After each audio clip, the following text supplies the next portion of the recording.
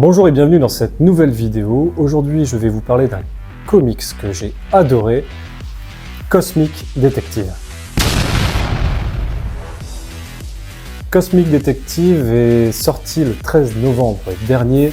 C'est un bouquin qui fait 192 pages, sorti chez Delcourt pour un prix de 23,75 €. J'ai adoré la couverture qui m'a fait de l'œil, ainsi que le synopsis qui m'a beaucoup intrigué.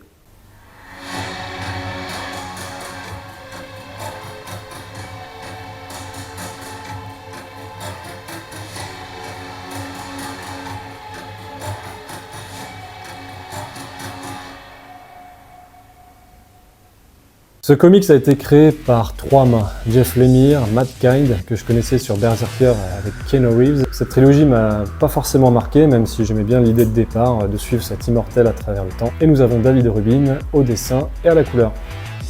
Avant de commencer de parler de l'histoire, Cosmic Detective m'a énormément fait penser à Midnight Meat Train avec Bradley Cooper. C'est un film de mémoire, il est sorti en 2009, il avait participé au festival de Jarramé, et le personnage de Bradley Cooper et ce détective ont ce même point commun, la curiosité. Une curiosité qui va les emmener vers une vérité que personne ne veut découvrir. Donc c'est un polar fantastique dans un style cyberpunk un peu psychédélique. Il y a plein d'idées, plein de magnifiques doubles pages. J'ai adoré l'ambiance, j'ai adoré avancer dans l'enquête avec le détective. Parce que là je vais encore parler d'un film, je vais parler de Tenet. On s'embête pas à donner un nom au personnage principal, il s'appelle le protagoniste. Là nous avons affaire au détective. Par contre, contrairement au protagoniste dans le film Tenet de Nolan, on s'attache très vite à ce personnage de détective. Dès la première page, on a un hommage très touchant, dédié à Jack Kirby, qui nous montre que tout est possible sur la page d'une bande dessinée. Et je confirme, ils se sont éclatés sur le bouquin, ils ont fait plein de choses. Dès les premières pages, on a le détective qui croque dans une pomme, ce qui fait référence bien sûr à la Bible, avec ce fameux serpent qui propose la pomme à Adam et Ève. Ce parallèle avec l'histoire biblique est évident, puisque notre détective va enquêter sur le meurtre d'un dieu potentiel. Ça reste très flou, puisque dans la majorité des cas, jusqu'à ce qu'on en parle vraiment, nous avons droit à cette petite censure, ce petit cache à chaque fois qu'on prononce le nom de cette victime. Au fil des pages, on apprend à connaître notre détective et à faire connaissance avec ce monde qui est très intriguant, on ne sait pas forcément en quelle année nous sommes. Notre détective ne se dépasse pas avec n'importe quoi puisqu'il a une magnifique Chevrolet 1956 équipée de propulseurs magnétiques à base d'éolien. 1956, c'est l'année de mon papa, je t'embrasse. J'ai dévoré le bouquin en une soirée, l'histoire est très prenante, les dessins sont très beaux, il y a pas mal de doubles pages qui nous sont offertes. Hop.